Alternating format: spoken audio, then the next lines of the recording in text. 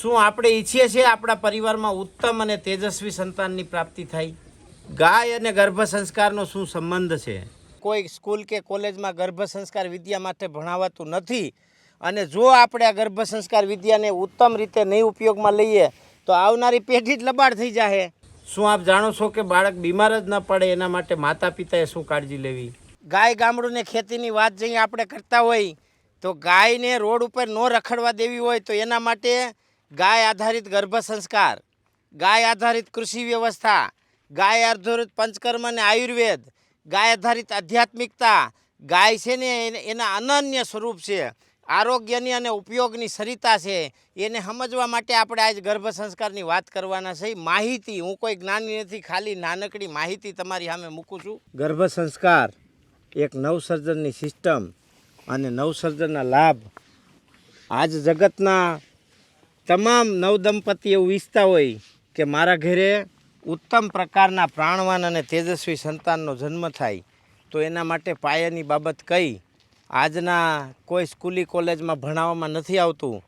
પણ આપણે કોઈનો વિરોધ નથી કરવાનો, ખાલી આપણને માહિતી છે એટલી માહિતી, હું કોઈ જ્ઞાની નથી પણ માહિતી તમારી સામે શેર કરું છું કે નવદંપતિએ ગર્ભ સંસ્કાર પાનખર પછી વસંતની જે ઋતુ આવે એટલે નવસર્જનનો મહિનો જેમાં વનસ્પતિ છોડે કળાએ ખીલવાની તૈયારી કરે એ સમયમાં જો ગર્ભ સંસ્કાર થાય તો સર્વોત્તમ કહેવાય.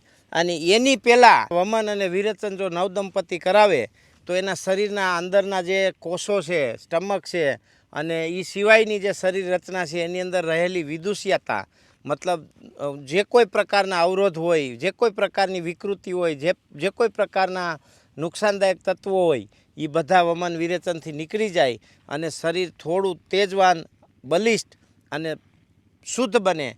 અને શુદ્ધ શરીરમાંથી જ રજ, બીજ અને વીર્ય એના ઉત્પન્નથી જ ગર્ભધાન થવું જોઈએ એવું આયુર્વેદ શાસ્ત્ર કહે છે. આપણે કંઈ જ્ઞાની નથી પણ જો તમારી આસપાસમાં આવું કંઈ કેન્દ્ર હોય અને આપને આ વિડીયો આપ સુધી પહોંચે અને આપ આ વિડીયો જોવો તો મારી તમને બે હાથ જોડીને વિનંતી છે કે તમારી આસપાસમાં ક્યાંય સેન્ટર હોય તો વમન વિરેચન કરાવી અને પછી જ ગર્ભ સંસ્કાર કરજો, જેના કારણે તમારું આવનારું બાળક છે ને એ તંદુરસ્ત, તેજસ્વી અને પ્રાણવાન જન્મે, જેના કારણે તમારો વંશવેલો ખૂબ સારી રીતે આગળ વધે અને એ બાળક જીવનમાં ક્યારે બીમાર, ઓછામાં ઓછું બીમાર પડે એવી પ્રયત્ન કરજો. આની સાથે સાથે કરવા જેવી બાબત છે એ દરરોજ સાંજ સવાર અગ્નિહોત્ર યજ્ઞ કરાય અને એમાં એક ઈશ્વરને સ્તુતિ કરાય કે આપના અંશમાંથી પ્રાણવાન, તેજસ્વી અને તંદુરસ્ત એક અંશ અમારા પરિવારમાં મોકલો જેથી અમારો વંશવેલો આગળ વધે અને અમારા પરિવારને જે જરૂરિયાત છે એ પૂરી થાય. અને આ પ્રમાણે એમાં ઓર વિશેષ જવું હોય તો દર્ભનું આસન હોવું જોઈએ, પૂર્વોત્તર મુખ હોવું જોઈએ અને આપણો જે બેડ હોય એની નીચે સ્ફટિક અથવા ચોખાનું સ્વસ્તિક હોવું જોઈએ. ઘરમાં ગુગળ, કપૂર અને ગાયના ઘીના છાણાનો ધૂપ હોવો જોઈએ. અને એનાથી આગળ જાય તો આપણી જ્યાં દ્રષ્ટિ પડે ત્યાં ભગવાન શ્રી કૃષ્ણ, રામ, ગાય કે ઓમ અથવા શ્રી એનો ફોટો હોવો જોઈએ.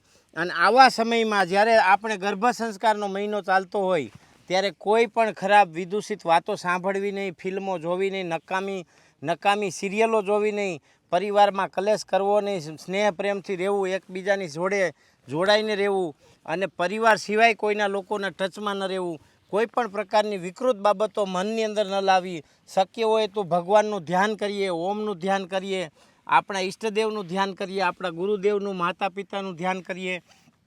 આ ખૂબ જ સરળ વિધિ છે અને ખૂબ જ નિર્દોષ અને પવિત્ર વિધિ છે પણ બહુ મહત્ત્વની છે મિત્રો. કોઈ સ્કૂલ કે કોલેજમાં ગર્ભ સંસ્કાર વિદ્યા માટે ભણાવાતું નથી અને જો આપણે આ ગર્ભ સંસ્કાર વિદ્યાને ઉત્તમ રીતે નહીં ઉપયોગમાં લઈએ તો આવનારી પેઢી જ લબાડ થઈ જાય.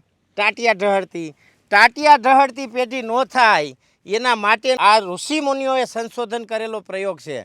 ખાલી કહેવા માટે કહેવાનું નથી. આપ જાણતા હોય મારા કરતાં વધારે તો કોમેન્ટ કરજો અને અમને પણ માહિતી આપજો.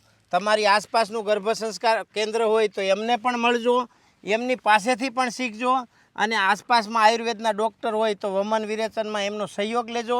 અને આપને અનુકૂળતા હોય ને ગોંડલની આજુબાજુમાં હોય તો અમારા સેન્ટરમાં પણ થાય છે. અમે પણ બે વૈદ્યો રાખી, બે બહેનોને રાખી, પાયલબેન વૈદ્ય છે એવા લોકોના માર્ગદર્શનમાં સંપૂર્ણ ગાય આધારિત વ્યવસ્થામાં ગાયના ગોબરથી લીપેલી કુટીરમાં અને દર્ભાના છાયાવાળી કુટીરમાં એમાં પણ તમે આ વમન વિરેચન કરાવી શકો છો. તો એના માટે હું તમને નંબર પણ કહું છું, પણ તમને જ્યાં અનુકૂળ આવતું હોય આજુબાજુમાં ત્યાં પણ કરાવી શકો છો. એટલે આ બહુ મહત્ત્વની બાબત છે અને આને વધારેમાં વધારે સમાજમાં આપણે ફેલાવીએ અને ઉત્તમ સંતાનોનું નિર્માણ થાય એના માટે હું ને તમે બધા મળીને પ્રયત્ન કરીએ. વંદે ગો માતરમ. ભારત માતા કી જય.